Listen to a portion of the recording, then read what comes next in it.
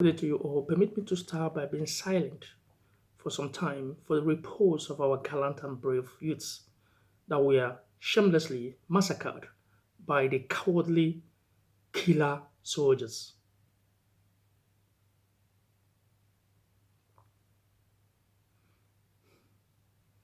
May your brave and gentle souls, you, our gallant youths, rest in peace. And we want to assure you that we will never forget. You are our heroes and our heroines. We will immortalize you in our hearts, in our minds, in our brains.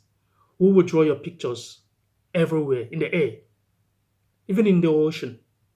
You are our true heroes. When the true democracy comes in Nigeria, we will remember your struggle. We will remember what the ultimate price you paid. Yes, I said when we have the real and true democracy. For today, what we have in Nigeria is not a democracy. What we have is nothing but a dictatorship. Yes. Military men who changed their military fatigue and put on a battle. Yes, we still have a military dictatorship in Nigeria. It is a shame, a big shame to you, Buhari. It is a shame to this government, a shame to the military. I said it in 2015, I repeated it in 2019, that Buhari is nothing but a bad news, a bad dream. And people couldn't understand it. They said no. I said, go and read his antecedents. They said, no, he has changed. He's not a Democrat. I laughed. I said, clothe a pig, wash a pig, perfume a pig. A pig remains a pig. They said, no, he now appears Okechukwu. He has gotten a chieftaincy title. I said, it doesn't matter. Let a pig even get the Nze, now Ozo title. He remains a pig. Now, do we need a proof to prove my points? I said that this man is not competent. He is parochial. He is cold and mean. All of us can now attest to that.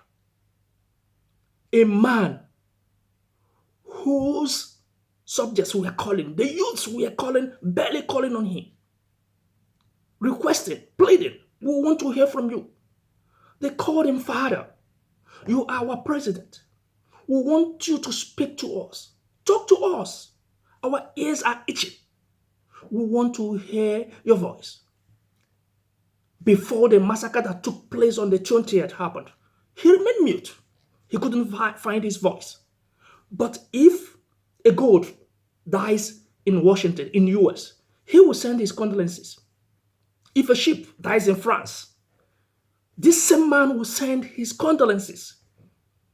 If a cat dies in Saudi Arabia, this same man will find his voice and send his condolences. But his subjects, those who are calling him father, those who are calling him our leader, are being killed, massacred. Up till this moment, we are yet to hear his voice. We are here to get his condolences. We are yet to see that he is feeling bad for this incident that took place in Lekki.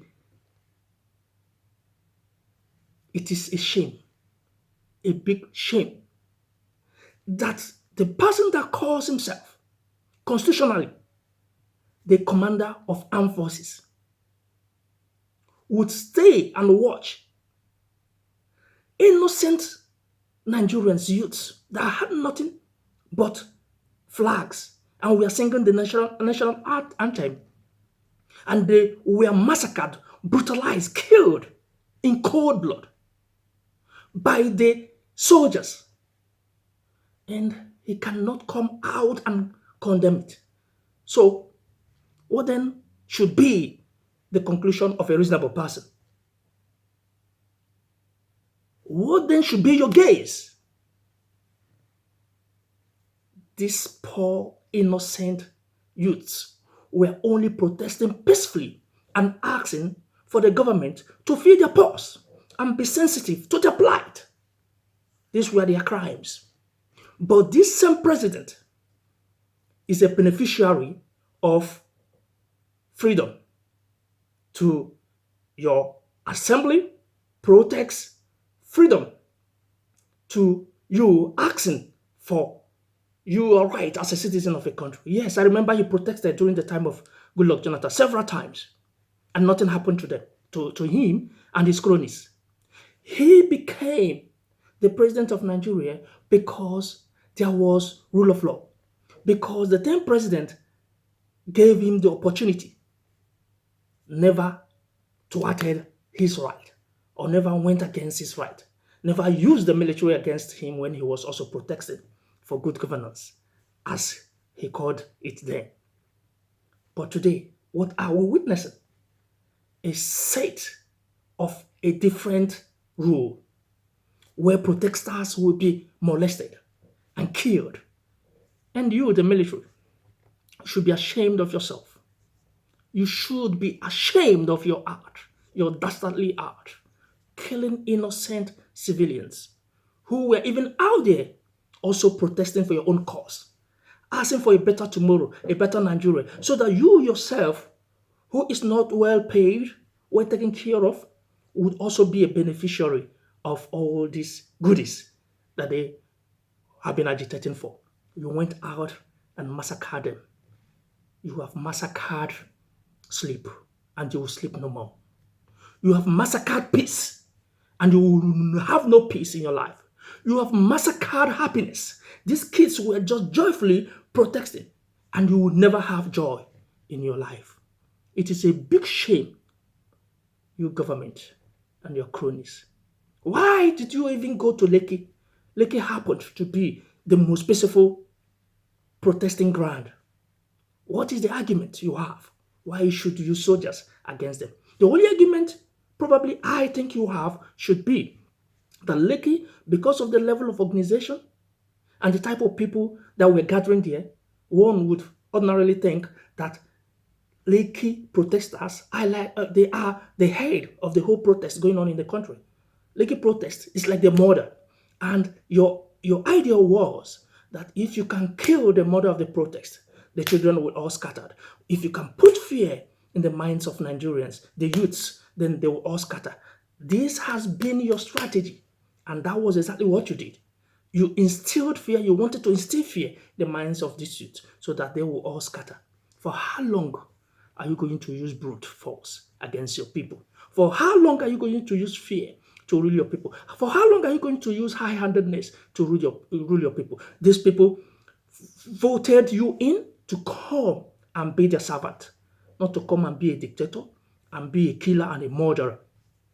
You went and you massacred them, poor youths who had nothing, no gun, nothing. But you can go as far as negotiating with the terrorists, and even paying them off.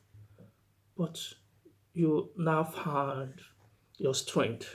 You can now find where their trigger is when it has to do with police. Well, let me tell you, whether you like it or not, justice will surely come. Yes, one day justice will surely come. If not now, later. God bless you, and God bless the youths in Nigeria.